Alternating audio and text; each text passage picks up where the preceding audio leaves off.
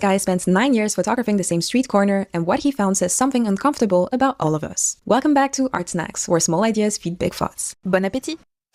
Between 2007 and 2016, Danish photographer Peter Funch stood every morning at the corner of 42nd Street and Vanderbilt Avenue in New York, right outside Grand Central. Same spot, same hour, camera in hand, quietly capturing people on their way to work. At first, the photos seemed like ordinary street shots of strangers rushing somewhere, lost in thought. But when you look closer, you realize some of those strangers appear again months or even years apart. The same person, and sometimes even the same posture, the same coffee cup, and the same distracted expression. Funch spent nearly a decade returning to that one corner to expose the patterns hidden in our routines. How even in a city of millions, we repeat the same gestures, walk the same path, and play out the same private rituals without noticing. It's a reminder that change feels constant, but maybe we're not changing as much as we think. Mysterious signal is emitting from a classified network of defense satellites built by SpaceX, according to a report by NPR. The Starshield satellites seem to be transmitting to the Earth's surface on frequencies normally used for sending commands to satellites in space. The unusual transmissions could interfere with other commercial and scientific satellites, according to experts. Apparently billionaires have some top secret rules, like the fact that guys like Elon Musk and Mark Zuckerberg are known to schedule and have fake flights fly, just so people don't know what plane they're actually on. This video went viral a couple years ago about how Jeff Bezos moves in public. He travels with a bodyguard that uses a fake hand so his real hand can always be on his weapon, just in case. A few years ago, Mark Zuckerberg really installed what he called a panic chute in the Facebook headquarters. It's basically a giant slide that takes him to the bottom of the building in case it's ever getting attacked. Donald Trump travels in two of the same exact cars to keep his real location hidden, and that is because he's the president, but the Saudi royal family's known to do the same thing. It's said that at any event or any conversation, if Elon Musk taps his watch twice, it's a cue for his assistant or any of his 20 security guards to get him out of there. While Jeff Bezos would close his laptop and flip his pen to end meetings, Steve Jobs would close his notebook to do the same, and if you were ever in a conversation with Steve Jobs and he said, "Let's walk," it meant he was trying to find a way out of that conversation. The law of attraction states that like attracts like, but I never thought it would go this far. This is a drop of my blood, and surprisingly, McCormick red food coloring looks exactly the same as a drop of blood. So, it's attracted to it? What? Today I'm going to show you why food coloring is not only attracted to my blood, but it's attracted to food. And when you put a bunch of drops of food coloring together, they sense each other, move, and react as if alive, locked in a continual dance of attraction and escape. This is a video about the mystery of attractive liquids. In 2009, an undergraduate at the University of Wisconsin was doing an experiment where he dropped some drops of food coloring onto a sterile glass slide. To his astonishment, the drops seemed to come alive. They began moving on their own and interacting with each other. Had he just discovered a new form of life? He studied this phenomenon on his own until later joining the PhD program at Stanford, where he and his team finally got to the bottom of what was going on. They found that these droplets mimicked living cells and could even self-sort. In this video, I'm going to show you how this works and even show exactly what to do to mimic this experiment at home for yourself. The reason this happens with food coloring specifically is because of a special ingredient called propylene glycol.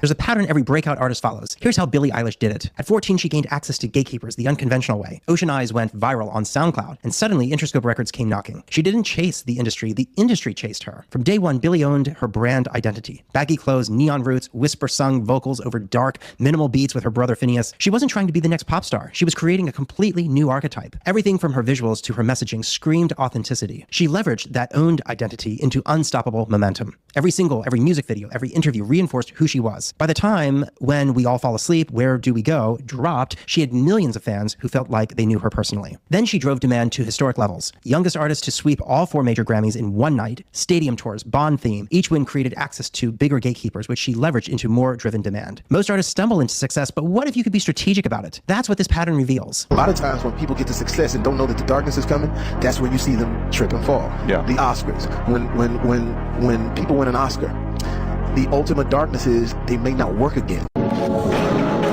This guy loved exploring abandoned places, but this time he went too far and it cost him his life. For a simple viral video, he jumped into the pool of an old abandoned school. The water had been stagnant for years, filled with filth and invisible microorganisms. What he didn't know was that a deadly amoeba was lurking there, a parasite capable of entering through the nose and destroying the brain in just a few days. After his dive, everything seemed normal. But a few hours later, he started having severe headaches and nausea, and then his condition quickly worsened. The doctors tried everything, but this infection is almost always fatal. He just wanted to go viral, but he found death instead. The ones you help the most will often be the first to turn against you, even without hearing your side of the story. That's normal, to be expected. Is the biggest US dollar bill. Not physically largest, but largest denomination. It's not the $100 bill, not even close. These are the top 5 highest denomination US currency bills ever made. One of these you're not even legally allowed to own. Number 5, the $500 bill. These were printed between 1861 and 1945, and they were primarily used for transactions between banks, though some saw circulation publicly. Multiple people appeared on these bills over the years, including US Chief Justice John Marshall and Presidents Abraham Lincoln and William McKinley. Oh, and none of the bills on this list are currently printed, so a lot of them are collector's items, and they go for a lot more than their face value nowadays. Well, Atmex has one of the William McKinley versions of the $500 bill going for just under $2,000 right now, but some of the later ones are worth way more. Number 4, the $1,000 bill. Similar to the $500 bill, these were printed between 1861 and 1945. The very first ones had Robert Morris on the front. I had no idea until now who Robert Morris was, even though I live very close to Robert Morris University. His Wikipedia article says that he was a financier and a founding father of the United States. Several other people have also appeared on the 20 different versions of the $1,000 bill, including Alexander Hamilton and Grover Cleveland. And in terms of current value, APMEX has one of the Grover Cleveland versions on sale for about $4,300. Number 3, the $5,000 bill. Now we're getting to the cool ones. Guess how much a graded $5,000 bill sold for at auction recently? I'll give you a few seconds to comment your guess while I tell you that just like the $500 and the $1,000 bills, these $5,000 bills were used primarily for transactions between banks. And they were also printed between 1861 and 1945. 9 different versions of the $5,000 bill, and it looks like James Madison was the only person to ever appear on any of them. Now, are you ready for how much one of these could be worth today? A single graded $5,000 bill sold for $144,000 in 2024. But in 2023, a different graded $5,000 bill sold for a crazy $300,000. Coincidentally, if someone shared this video with you, it's because they need to borrow $300,000, and this is their way of asking for it. Or it's because they found this video interesting. It's one of those two reasons. But number 2, the $10,000 bill. This was the highest denomination of US currency to be used publicly, although like the others, it was used primarily for transactions between banks. Okay, here we go. Unlike the others, these were printed from 1878 until 1934, so we finally have different years. The Wikipedia article shows 9 different versions of the $10,000 bill. Salmon P. Chase and Andrew Jackson were the only 2 people to appear on any of the versions. But how much are these worth today? Are you sitting down? Because in 2023, a graded $10,000 bill sold at auction for a whopping $480,000. But that's nothing compared to number 1, the $100,000 bill. These were only printed from 1934 to 1935. They all had Woodrow Wilson on the face and were used exclusively for transactions between Federal Reserve banks. None of these were ever circulated publicly. Only about 42,000 of these were made, and most of them were destroyed in the years following their creation. So how much is one of these $100,000 bills worth today? I have no idea, because they're actually illegal for private citizens to own, so they're essentially priceless. The Smithsonian Institution and the Federal Reserve System are 2 of the few places that are known to actually own some of these $100,000 bills. I, for one, definitely don't secretly own one of these. Can you tell when there's an air marshal on board? I can, but you can't. And I can't tell you when. Are there air marshals on board all flights? There might be. Is it likely? Maybe. That's something I can't really get into, but do I know if they're on board? Yeah, I know if they're on board. How many checklists do you go through before takeoff? There are 10 normal checklists on a Boeing 777. I go through 4 or 5 of them for takeoff, and then another couple in flight, and I think 3 for landing. So it would be before start checklist, it would be a before engine start checklist, engine start taxi. Then when I get up to altitude, there's a cruise checklist, there's a descent checklist, and then after I land, there's a after landing checklist, there's a secure checklist, and a parking checklist. If that adds up to 10, I think I got all of them from memory. Have you ever had to enter a holding pattern for hours? Well, I've entered a lot of holding patterns, but not for hours, usually for minutes. Probably an hour is the longest I've ever stayed in a holding pattern, and that was because there was a crash at an airport, and we ended up diverting to another airport. What's the one way you can actually tell if someone's emotionally intelligent? According to NASA, it's all about their laugh. As author Charles Duhigg explained in his book Super Communicators, back in the 80s, NASA's search for astronauts for the International Space Station led them to an interesting discovery. The best astronauts? Basically personality hires. Or, also rocket scientists. At the time, NASA was having a lot of trouble with astronauts getting depressed and not getting along with each other during long space missions. And that wasn't going to work on the months-long missions to the International Space Station. So they started going through old job interview tapes to see if there might be something that the most successful astronauts all had in common. And it turned out it was how they laughed. Specifically, whether or not they matched the interviewer's energy. If she laughed big, they laughed big. If he just chuckled, they just chuckled. That kind of mirroring is a vital part of human connection and emotional intelligence. We've all been in the situation where we're laughing our head off and everyone else in the room is just kind of smiling. You feel dumb and isolated. NASA found that those who had a good sense of humor and were adept at that emotional mirroring part of laughter made not only the best astronauts, but the most resilient and harmonious teams of astronauts. NASA is now digging into similar research today as it tries to plan an eventual mission to Mars, which will involve years-long missions in cramped conditions. So, being extroverted, agreeable, having high coping ability, which all tend to be highly correlated to a good sense of humor, emotional intelligence, and being adept at this whole emotional mirroring laughter thing are going to be pretty vital skills to survive this kind of high-pressure, emotionally turbulent environment. So the next time someone tries to shrug you off as a mere personality hire, let them know that actually you're basically a rocket scientist. And the next time you want to assess someone's emotional intelligence, the way they laugh might be all the data you need. If you put your hand over a flashlight, it makes your hand glow bright red. So what if you shine a super bright flashlight into your mouth? Will it light up your brain and the light will come out of your pupils? So this is only 500 lumen, but when I double click it, it goes to 32,000 lumen. Here we go.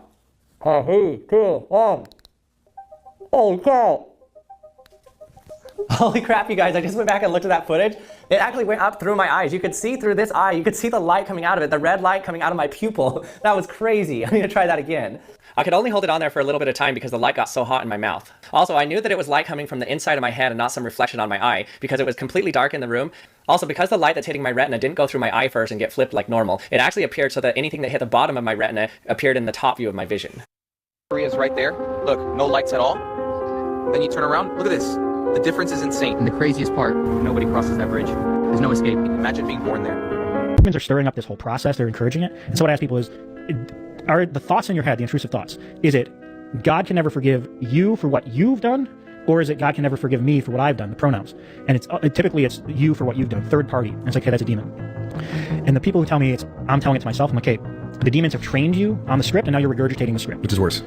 It's worse because it's closer to suicide, which is the inevitable. They can't kill us, right? It's Job. You can torment them but not kill them. And so they try to get us to kill ourselves. Torment us to the point of suicide. It's always the end goal. Take a player off the board, and also hurt God in the process. It's a win-win for the demons. Disturbing facts that may ruin your day. Your brain blocks out the feeling of your organs moving around inside of your body at all times. After giving birth, some women can feel their organs sliding back into place as their uterus shrinks. Human babies are helpless at birth compared to other animals because our brains grow so big. We evolved to give birth earlier in our development so that we don't severely hurt the mother while coming out of the birth canal. Your nose is always in your line of sight. Your brain just chooses to ignore it. You could look at any object and your tongue already knows what it feels like to lick it. You could have 2/3 of your liver removed and it would regenerate itself. If your immune system found out that you had eyes, it would attack them and you would go blind. No matter how hard you strain, you're only using about 60% of your full strength. If your brain didn't stop you, you could tear your muscles and break your bones just trying to throw a ball as hard as you can. When you hear about mothers lifting cars, this is thought to be the fight or flight adrenaline temporarily overriding that limit. If you have surgery and have to take out your intestines, they put them in a bowl next to them while they work. Your intestines wiggle around in the bowl like snakes the whole time. Scientists at Stanford have figured out how to hypnotize people using magnets,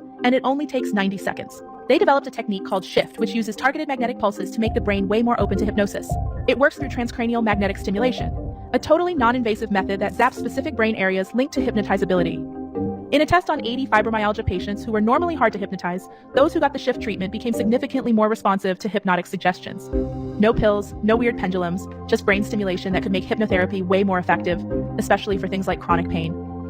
Bro, there are definitely some unexplainable celebrity deaths, like Left Eye from TLC. Oh, Left Eye? What about her? When she died, she was actually in Honduras on like a spiritual awakening journey, and she was filming a documentary. About 2 weeks into her journey and filming this documentary, her and her crew get in a car accident and actually hit a 10-year-old boy and kill him. Left Eye took this super hard, right? A lot of her crew said that the reason that she took this death so serious was because she thought that there was a spirit following her, trying to kill her, and it took the wrong person because the little kid's last name was Lopez. Same name? Her name is Lisa Lopez. Oh my. So she offered to pay for the kid's entire funeral. The kid's mom actually liked that, and so she gave Left Eye his shoes, right? Well, that's when everything took like a 180. She noticed that written on them were the initials LL, Lisa Lopez. And that to her confirmed she was the one that was supposed to die that day, not that little boy. She actually, during this documentary, there's a part in it where she says, I don't think I have much time left on this earth. I think I'm gonna die soon. No, she knew she was gonna. I guess it's like rolling down the hill in a car, knowing you're gonna hit something at the bottom, never stepping on the brakes. All of her crew started reporting that cameras would turn on or malfunction and not record when they wanted them to, or that the audio devices would record people speaking in languages that they'd never heard before. All of this crazy, unexplainable stuff that is real and caught on a real documentary. It's not like this is just hearsay. This stuff is caught on camera. A couple weeks after that kid's death, one day she was driving her car with her friends while the cameras were rolling, and the car just flipped out of nowhere. She was thrown from the car, cracked her skull open, and she died. And it is one of those situations that it's just like, how do you explain that? Guy had a friend who he personally saw do things that were not supposed to be possible. You only see in Marvel movies. Superhuman speed and physically growing in front of him. Background story of it is when he was a kid, he was recruited to work for an entity and he accepted.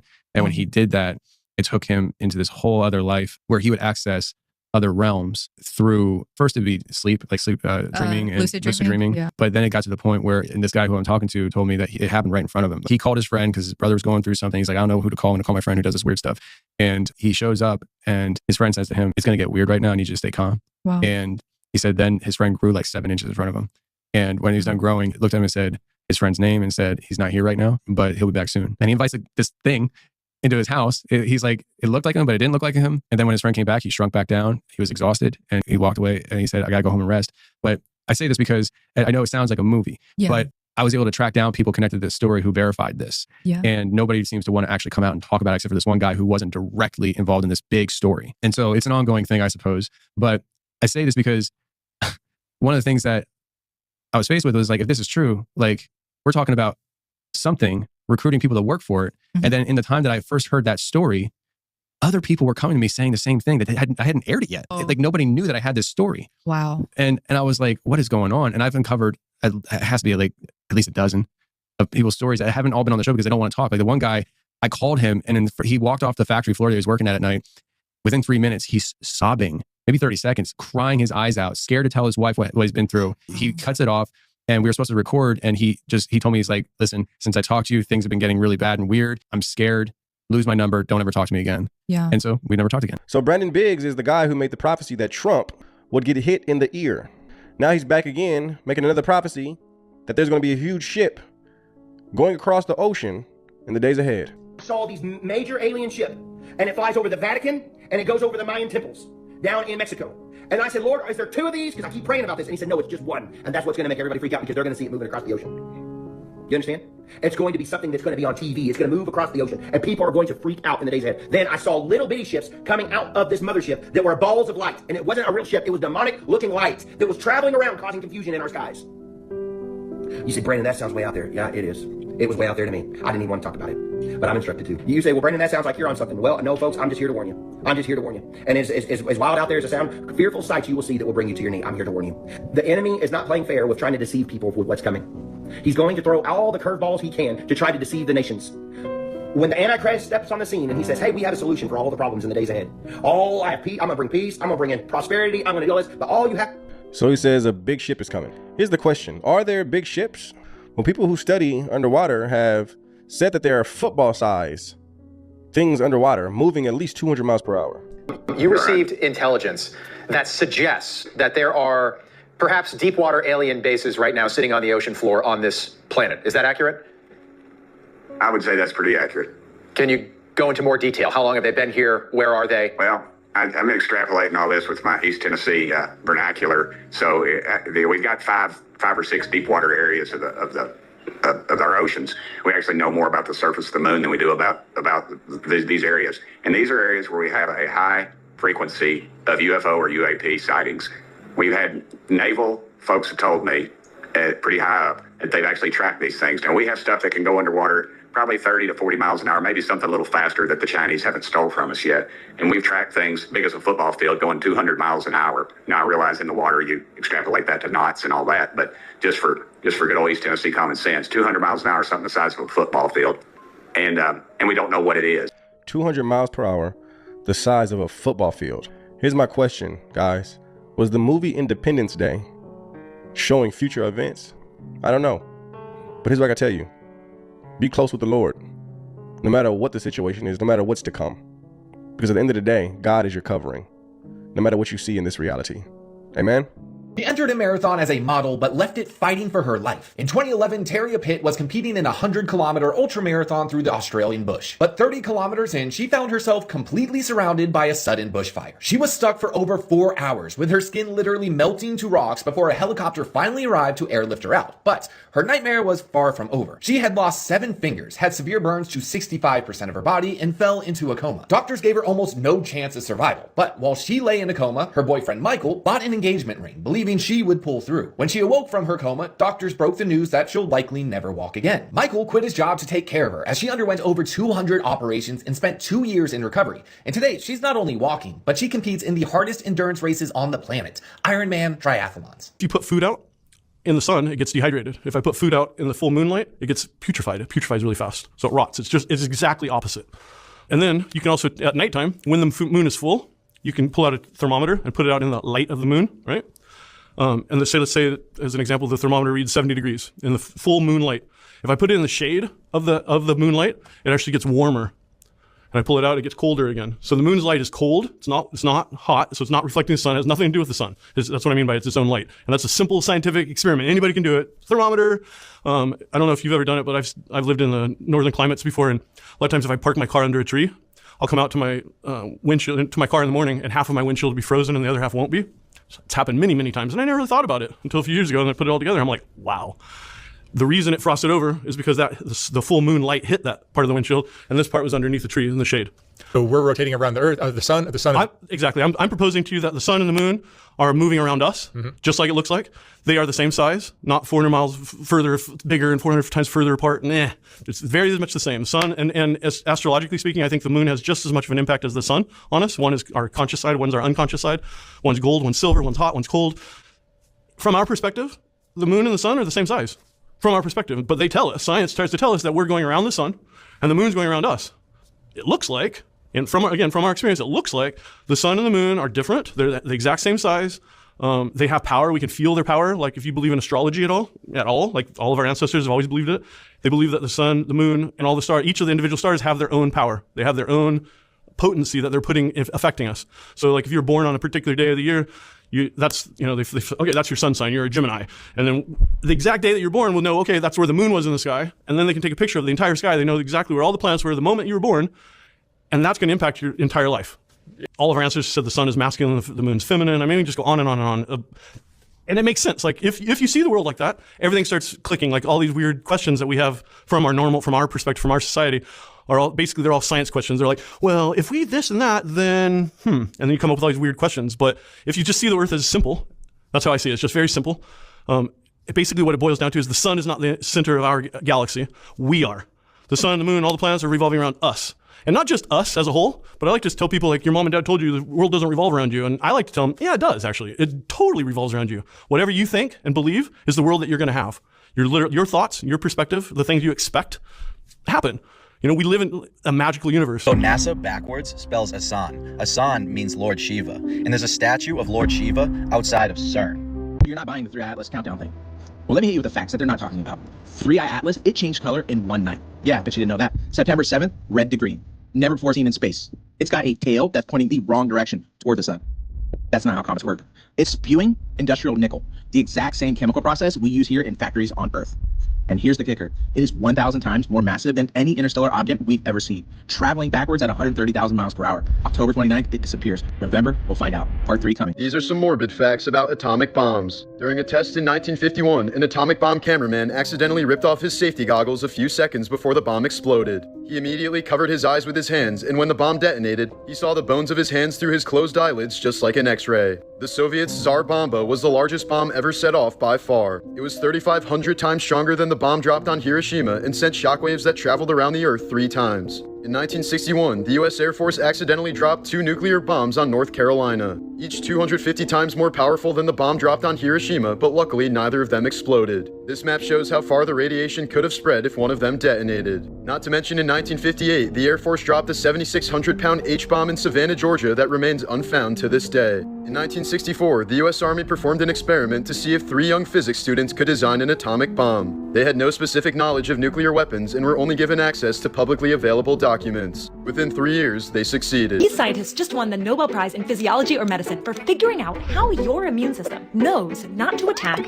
you. Your immune system is full of these special cells called T cells. Each has a unique receptor, like a lock and key, that lets it recognize infected cells. But because there are lots of different infections, your body makes millions and millions of different T cells, each ready to spot a new intruder and alert the immune system. But how does it know what's an intruder and what's just you? So your body is constantly running all of your T cells through a brutal training camp in your thymus, which is right about here. Any T cells that react to healthy human cells, they're the bad guys. They get destroyed. Only the good ones graduate. Scientists thought that this was the whole story until this guy ran a new experiment. He removed the thymus, that training ground, from mice. And as expected, the bad guys got through. Their bodies started attacking itself. But then he gave them T cells from other mice, so still no training camp, and their bodies stopped attacking themselves. Turns out there's another type of T cell doing extra surveillance all the time. And these 2 scientists figured out how it was controlled. It acts like a cop, keeping rogue cells in check, now known as your regulatory T cells. And this discovery has led to tons of new treatments for cancers and autoimmune diseases. If you think there should be more optimistic science and tech stories, follow along. Do these images make you uncomfortable? If they do, this is a concept called uncanny valley, where people have a strange, uneasy feeling when they look at robots that are too lifelike, or anything that looks or acts human, but there's something off about them. This concept was introduced in the 70s by a professor at the Tokyo Institute of Technology named Masahiro Mori. He coined the term uncanny valley to describe his observation that as robots appear more human-like, they become more appealing, but only to a certain point. Let me know in the comments if you experience this. Creepy facts you can't unlearn.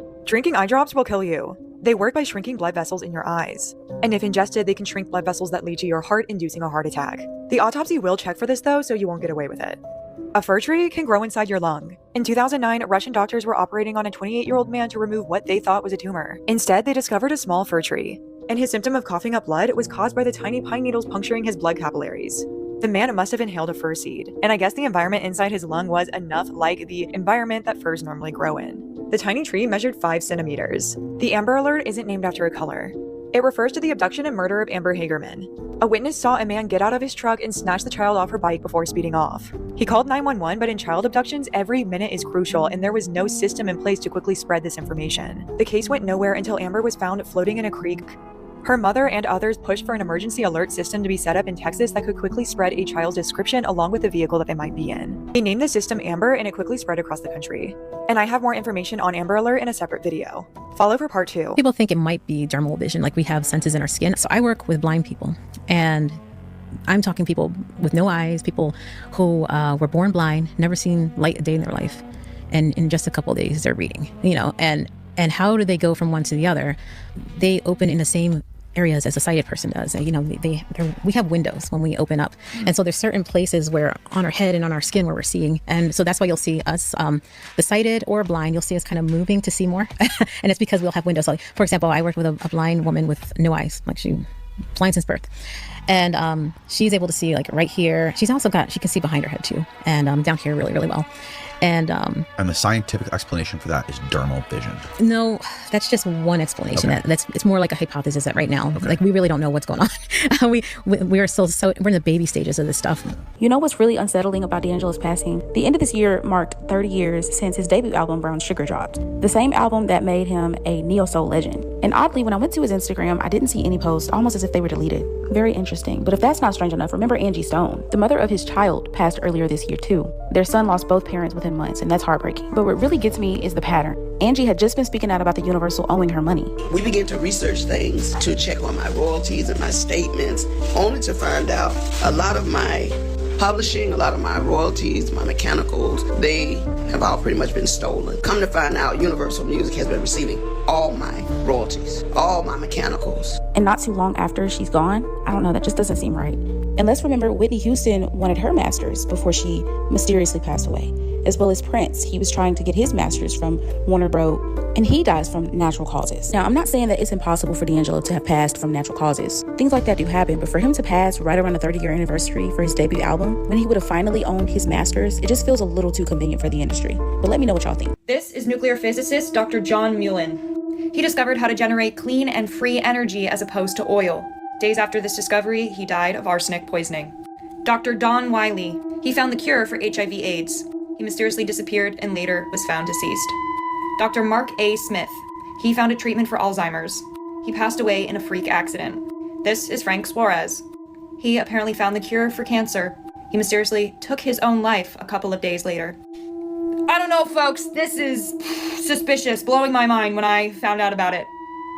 Uncurdling facts that you wish you never knew, part 5. Despite if you're using incognito mode, Wi-Fi routers actually keep logs of what websites you visit, and the owner of the router can check this whenever they want. So hopefully you don't have anything to hide. A woman in Russia had a shit ton of twins, triplets, and quadruplets with the same man, totaling to 69 children. Nice. Tarantulas taste like shrimp. According to some cannibals, the most delicious part of the human body is the eyeball, and they especially like licking them. The skin on your lips is the same skin that's on your butthole.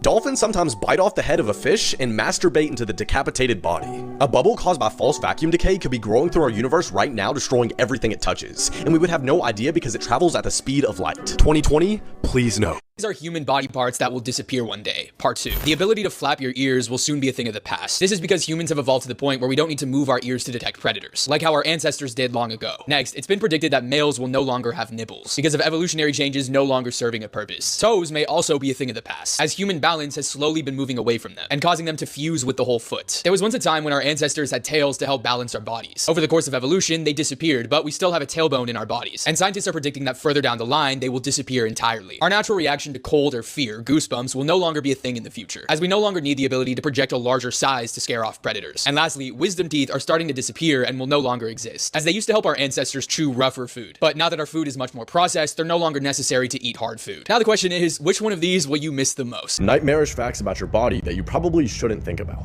Due to the brain's lack of pain receptors, brain surgery is often performed while the patient is awake and talking. And in some cases of brain surgery, the surgeon will pull your face forward like a banana. Men's nipples can be stimulated enough to produce milk. Once you turn 30 years old, you can expect to lose half an inch every 10 years. When you developed in the womb, your anus was formed before anything else. So at one point, you were nothing but an asshole. The acid in your body is strong enough to dissolve razor blades, which is why your stomach is in a constant battle to not digest itself. When you get a sunburn, your cells are dying to avoid becoming cancerous. A sneeze can blow out of your nose at over 100 miles an hour. So next time, be careful, because it's actually possible to break a rib simply by sneezing. If you've ever been on a roller coaster and feel like your heartbeat is in your mouth, it isn't your imagination. Your organs are actually moving around inside your body. Most disturbing things ever said by astronauts. In 2003, Chinese astronaut Yang Liwei was the first person from China to go to space. He was sent up all alone when suddenly, at one point during the mission, he hears a knocking sound on the outside of his spaceship. He recalls it as someone knocking the body of the spaceship, like hitting an iron bucket with a wooden hammer. He wasn't even able to recreate it, and to this day, experts have no idea what it could could have been. During the Apollo 11 mission in 1969, when Neil and Buzz were on the lunar surface, Neil Armstrong unexpectedly switches to a medical communication channel and spoke directly to the chief medical officer, saying, and I quote, "They're here, they're parked on the side of the crater, they're watching us." This was revealed in a documentary by former NASA employee Ken Johnston, but the original recordings are of course highly classified. Rumored to be a part of the infamous Apollo 11 missing 2 minutes, where on record, Mission Control lost radio contact with the astronauts due to technical difficulties. In another 1995 documentary interview, former NASA astronaut Franklin Story Musgrave claimed to have been followed by a white 8-foot-long snake floating through space, saying, quote, "On 2 of my missions, and I still don't have an answer, I have seen a snake out there, 6, 7, 8 feet long." He said it appeared rubbery and followed him for quite a long time, floating in or near Earth's stratosphere. In the same interview, Musgrave also cryptically states that other civilizations have been around for millions of years that are doing unimaginable kinds of things. But you know, they were probably all just joking. Exact moments TV stations switched to color television.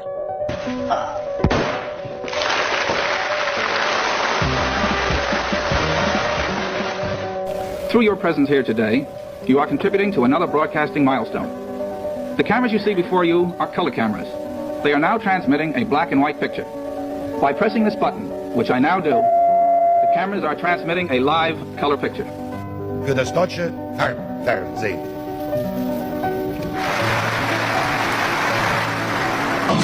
The colour! It's leaking through the window! A filming thing all over my new carpet!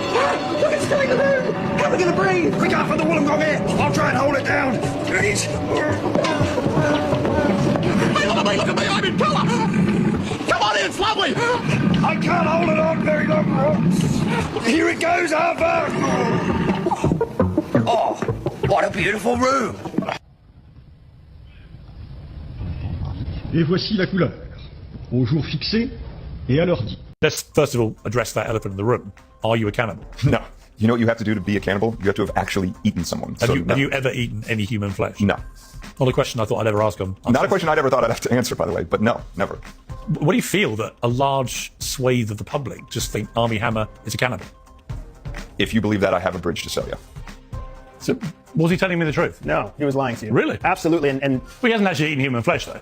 We don't know what he personally identifies as cannibalism. We don't know whether it's related to consuming energy. Maybe it's biting. Maybe it's drinking blood. Who has any idea except Armie, right? But the thing that's so fascinating to me, and I'm going to kiss your ass for just a second. Your questions were so fucking good, man. Your questions were so good through a lens of specifically being able to identify deceptive behavior in the target. I'm guessing it's just come from years of practice. I'm guessing you didn't practice your questions before you sat with him. But the one that's the most powerful to me is you asked him how he felt. Yeah. That's called, in strategic espionage, that's called a feelings question. When you ask a feelings-based question, it immediately gives you a window into whether the person is using their reactive brain to answer honestly or their creative brain to come up with a fitting solution. The indicators in that response from him, not only to that question. Well, I'll tell you what, let's watch it again. And as we go, point out the things that if you were a CIA agent right now and you were watching this, what raised red flags? Let's talk over it as we watch it. You got it. Freely.